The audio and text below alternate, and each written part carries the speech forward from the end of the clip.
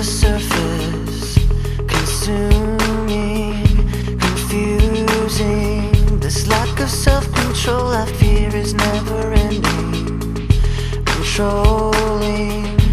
I can't seem to find myself again. My walls are closing in. Without a sense of confidence, I'm convinced that there's just too much pressure to take. I felt this way before, so insecure. Crawling in my skin, these wounds, they will not heal.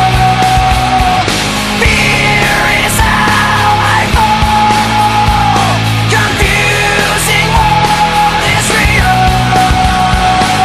Discomfort endlessly has pulled itself upon me, distracting, reacting.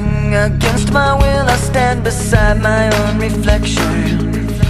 It's haunting how I can't